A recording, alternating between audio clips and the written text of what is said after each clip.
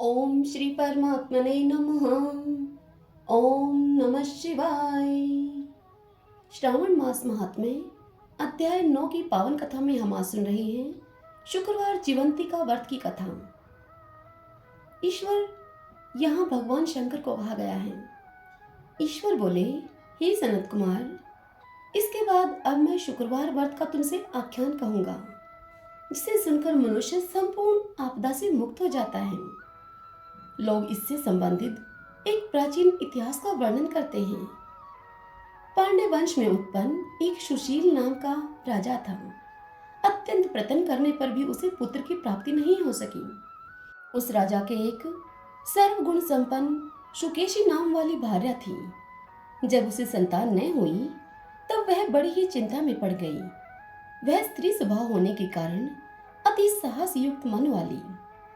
उसने मासिक धर्म के समय प्रत्येक महीने में वस्त्र के टुकड़ों को अपने उदर पर बांधकर उदर को बड़ा बना लिया और अपनी प्रसूति का अनुकरण करने लगी। वह किसी अन्य गर्भिणी स्त्री को अब ढूंढने लगी। भावी दैव योग से उसके पुरोहित की पत्नी गर्भिणी थी। तब कपट करने वाली राजा की पत्नी ने किसी प्रसव करवाने वाली को इस कार्य में लगा दिया और उसे एकांत में बहुत सा धन देकर वह रानी चली गई। तत्पश्चात रानी को गर्भिणी जानकर राजा ने उसका पुष्पन तथा अनवलोभन संस्कार किया। 8वां महीना होने पर सीमंतोनयन संस्कार के बाद राजा अत्यंत ही हर्षित हुआ। इसके बाद उस पुरोहित पत्नी का प्रसव काल सुनकर वह रानी भी उसी के समान सभी प्रसव संबंधी चेष्टाएं करने लगी। पुरोहित की पत्नी चूंकि पहली बार गर्भवती हुई थी, इसलिए प्रसूति कार्य के प्रति वह अनभिज्ञ थी और केवल प्रसव कराने वाली दाई के ही कहने में वह स्थित थी। तब उस दाई ने पुरोहित पत्नी के साथ छल करते हुए उसके नेत्रों पर पट्टी बांध दी और प्रसव होने के बाद उस जन्मे हुए पुत्र को किसी के हाथ से रानी के पास पहुंचा दिया। इस बात को कोई भी नहीं जान सका। तदंतर रानी ने उस पुत्र को लेकर यह घोषणा करवा दी कि मुझे पुत्र हुआ है। इसके बाद दाई ने पुरोहित की पत्नी के नेत्र बंधन खोल दिए। उसने अपने साथ लाए हुए एक मांस पिंड को उसे वहां दिखा दिया और उसके समक्ष आश्चर्य तथा दुख प्रकट करने लगी कि यह कैसा अनिष्ट हो गया। अपने पति से इसकी शांति अवश्य करवाना तुम। संतान न हुई तो भले ही मत हो, किंतु यह अच्छा हुआ जो तुम अपने भाग्य से जीवित रह गई। इस पर उस पुरोहित पत्नी को अनेक प्रसव के स्पर्श चिंतन से बहुत संदेह हुआ। आगे ईश्वर कहते हैं कि हे सनत कुमार, राजा ने पुत्र का जन्म समाचार सुनकर जातकर्म संस्कार कराया और ब्राह्मणों को हाथी घोड़े तथा रथ प्रदान किए। उन नरेश ने कारागार में पड़े हुए सभी कैदियों को प्रसन्नतापूर्वक मुक्त करा दिया। तत्पश्चात राजा ने सूतक के अंत में नामकरण तथा अन्य सभी संस्कार किए। उन्होंने पुत्र का नाम प्रियव्रत रखा। हे सनत कुमार, श्रावण मास के आने पर पुरोहित की पत्नी ने शुक्रवार के दिन भक्ति पूर्वक देवी जीवंती का पूजन किया। भीत यानी के दीवार पर अनेक बालकों के सहित देवी जीवंती की मूर्ति लिखकर पुष्प तथा माला से उनकी पूजा करके गोधूम की पीठी के बनाए गए 5 दीपक उनके सम्मुख उसने जलाए और स्वयं भी गोधूम चूर्ण का भक्षण किया और उनकी मूर्ति पर चावल फेंका और कहा कि हे जीवंती माता, हे करुणा अर्णवेय, जहाँ भी मेरा पुत्र विद्यमान हो आप उसकी रक्षा करना। यह प्रार्थना करके उसने कथा सुनकर यथाविधि नमस्कार किया। तब जीवंती माता की कृपा से वह बालक दीर्घायु हो गया और वे देवी उसकी माता की श्रद्धा भक्ति के कारण दिन रात उस बालक की अब रक्षा करने लगी। इस प्रकार कुछ समय बीतने पर राजा की मृत्यु हो गई। तब पितृभक्त उनके पुत्र ने उनकी पारलौकिक क्रिया संपन्न की। इसके बाद मंत्रियों और पुरोहितों ने प्रियव्रत को राज्य पर अभिषिक्त किया। तब कुछ वर्षों तक प्रजाओं का पालन करके तथा राज्य भोग कर वे पितरों के ऋण से मुक्ति के लिए गया जाने की तैयारी करने लगे। राज्य का भार वृद्ध मंत्रियों को भक्ति पूर्वक सौंपकर और स्वयं के राजा होने के भाव का त्याग करके उन्होंने कार्पटिक का वेश धारण कर लिया और गया के लिए प्रस्थान किया। मार्ग में किसी नगर में किसी गृहस्थ के घर में उन्होंने निवास किया। उस समय उस गृहस्थ की पत्नी को प्रसव हुआ था। इसके पहले षष्ठी देवी ने उसके 5 पुत्रों को उत्पन्न होने के 5वें दिन मार डाला था। राजा भी उस समय 5वें दिन ही वहां पर गए हुए थे। रात में राजा के सो जाने पर उस बच्चे को ले जाने के लिए षष्ठी माता आई। जीवंतिका देवी ने उस षष्ठी को यह कहकर रोक लिया कि राजा को लांघकर तुम मत जाओ। तब जीवंतिका के निषेध करने से वह षष्ठी माता जैसे आई थी वैसे ही चली गई। इस प्रकार उस गृह स्वामी ने उस बालक को 5वें दिन जीवित रूप में प्राप्त किया। ये इतने प्रभाव वाले हैं कि ऐसा देखकर उसने राजा से प्रार्थना की। उसने कहा कि हे राजन, आपका निवास आज के दिन मेरे ही घर में हो। हे प्रभु, आपकी कृपा से मेरा ये छठा पुत्र जीवित रह गया है। उसके इस प्रकार प्रार्थना करने पर करुणानिधि उस राजा ने कहा कि मुझे तो गया जाना है। तब वे राजा गया के लिए प्रस्थित हुए। वहां पिंडदान के लिए राजा प्रवृत्त हुए। तब पिंडदान के समय विष्णुपद अर्थात वेदी पर कुछ अद्भुत घटना हुई। उस पिंड को ग्रहण करने के लिए 2 हाथ निकल आए। तब महान विस्मय युक्त वे राजा संशय में पड़ गए और पुनः पिंडदान कराने वाले ब्राह्मण के कहने पर वेदी पर पुनः पिंड रख दिया। इसके बाद उन्होंने किसी ज्ञानी तथा सत्यवादी ब्राह्मण से इस विषय में पूछा। तब उस ब्राह्मण ने उन राजा से कहा कि ये दोनों हाथ आपके पितर के थे। इसमें संदेह हो तो घर जाकर अपनी माता से पूछ लीजिए, वह आपको सब बता देगी।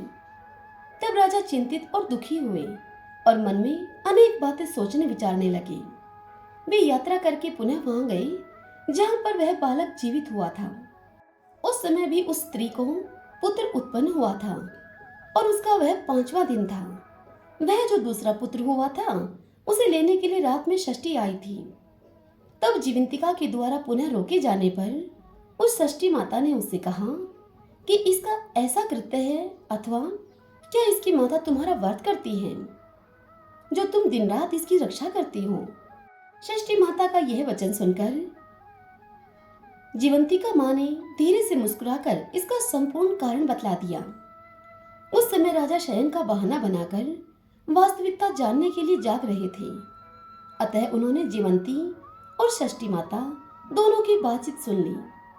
जीवंती ने कहा कि हे षष्ठी, श्रावण मास में शुक्रवार को इसकी माता मेरे पूजन में रत रहती है और व्रत के संपूर्ण नियमों का पालन करती है। वह क्या करती है वह सब मैं तुम्हें अभी बतलाती हूँ। वह स्त्री हरे रंग का वस्त्र तथा केंचुकी यानी कि चुनड़ी नहीं पहनती और हाथ में उस रंग की कांच की चूड़ी भी नहीं धारण करती। वह चावल के धोने के जल को कभी नहीं लांघती, हरे पत्तों से बने हुए मंडप के नीचे नहीं जाती और हरे वर्ण का होने के कारण करेले का शाक भी वह नहीं खाती है। यह सब मेरी प्रसन्नता के लिए वह करती है, अतः मैं उसके पुत्र को नहीं मारने दूंगी। यह सब सुनकर राजा प्रियव्रत अपने नगर को चले गए। उनके देश के सभी नागरिक स्वागत के लिए आए। तब राजा ने अपनी माता से पूछा कि हे माता, क्या तुम जीवंतिका देवी का व्रत करती हो? इस पर उसकी माता ने उससे कहा कि मैं तो इस व्रत को जानती भी नहीं। तत्पश्चात राजा ने गया यात्रा का समुचित फल प्राप्त करने के लिए ब्राह्मणों तथा सुवासिनी स्त्रियों को भोजन कराने की इच्छा से उन्हें निमंत्रित किया और व्रत की परीक्षा लेने के निमित्त सुवासिनियों को वस्त्र, कैंचुकी तथा कंकन भेजकर उन्हें कहलवाया कि आप सभी को भोजन के लिए राजभवन में आना है। तब पुरोहित की पत्नी ने दूत से कहा कि मैं हरे रंग की कोई भी वस्तु कभी ग्रहण नहीं करती हूँ। राजा के पास आकर दूत ने उसके द्वारा कही हुई सारी बात राजा को बता दी। तब राजा ने उसके लिए सभी रक्त वर्ण के शुभ परिधान भेजे। वह सब धारण करके वह पुरोहित पत्नी भी राजभवन में आई। राजभवन के पूर्वी द्वार पर चावलों के धोने का जल पड़ा देखकर और वहां पर हरे रंग का मंडप देखकर वह दूसरे द्वार से गई। तब राजा ने पुरोहित की पत्नी को प्रणाम करके इस नियम का संपूर्ण कारण पूछा। इस पर उसने इसका हेतु शुक्रवार का व्रत बतलाया। उस राजा प्रियव्रत को देखकर उसके दोनों स्तनों में से दूध की बहुत तेज धारा निकलने लगी। दोनों वक्षस्थलों ने उस राजा को दुग्ध की धाराओं से पूर्ण रूप से सिंचित कर दिया। तब गया में विष्णुपदी पर निकले अर्थात वेदी पर दोनों हाथ निकले हुए जीवंतिका तथा षष्ठी दोनों देवियों के वार्तालाप तथा पुरोहित पत्नी के स्तनों से दूध निकलने के द्वारा राजा को यह विश्वास हो गया कि मैं इसी स्त्री का पुत्र हूँ। तदंतर पालन पोषण करने वाली माता के पास जाकर विनम्रता पूर्वक उन्होंने कहा कि हे माता, तुम डरो मत, मेरे जन्म का वृतांत सत्य सत्य मुझे बता दो। यह सुनकर सुंदर केशों वाली रानी ने सब सच सच उसे बता दिया। तब प्रसन्न होकर उन्होंने जन्म देने वाले अपने पिता माता को नमस्कार किया और उन्हें संपत्ति से वृद्धि को प्राप्त कराया।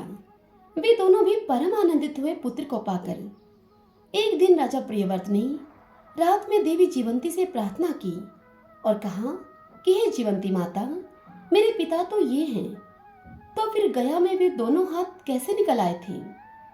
तब देवी ने सपने में आकर संशय का नाश करने वाला वाक्य कहा। देवी जीवंती बोली, हे प्रियव्रत, मैंने तुम्हें विश्वास दिलाने के लिए ही यह माया रची थी, इसमें संदेह नहीं है। इतनी कथा बताकर महादेव जी सनत कुमार से कहते हैं कि हे सनत कुमार, यह सब मैंने आपको बता दिया है। श्रावण मास में शुक्रवार के दिन इस व्रत का अनुष्ठान करके मनुष्य सभी मनोरथों को प्राप्त कर लेता है। हरिओम तत्सत। इस प्रकार श्री स्कंद पुराण के अंतर्गत ईश्वर सनत कुमार संवाद में श्रावण मास महात्म्य में शुक्रवार जीवंती का व्रत कथन नामक 9वां अध्याय पूर्ण हुआ।